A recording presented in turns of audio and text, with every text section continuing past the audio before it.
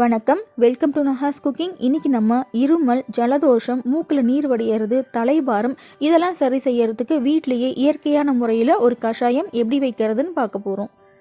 இந்த கஷாயம் பண்ணுறதுக்கு தேவையான பொருட்கள் பார்த்திங்கன்னா சுக்கு, மிளகு, கற்பூரவள்ளி இலை, துளசி இலை இதை வச்சு தான் நம்ம இந்த கஷாயம் பண்ண போகிறோம்.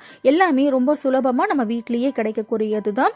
இப்போ ஃபஸ்ட்டு இந்த மிளகை ஒன்றும் பாதியுமாக இந்த மாதிரி உடச்சி எடுத்துக்கலாம். ரொம்ப பவுடர் பண்ணக்கூடாது.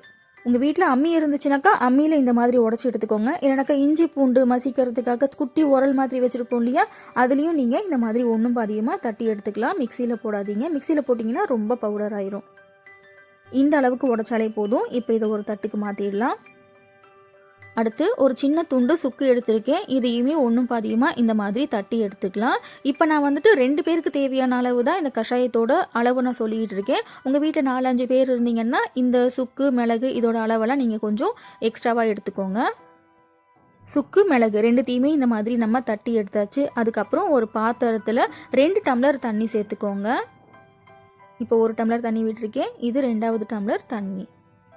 இந்த தண்ணியில் நம்ம தட்டி வச்சுருக்கோம் இல்லையா ஒன்றும் பாதியுமா, அந்த மிளகு, சுக்கு, துளசி இலை,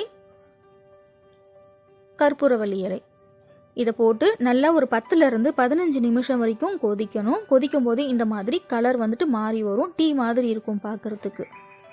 2 டம்ளர் தண்ணி வச்சோம் இல்லையா, அது இப்போது 1 டம்ளராக நமக்கு சுண்டி வந்துருச்சு. வீட்டில் இருக்கிற பொருளை வச்சு ரொம்ப சுலபமாக ஒரு கஷாயம் இப்போ நம்ம ரெடி பண்ணியாச்சு.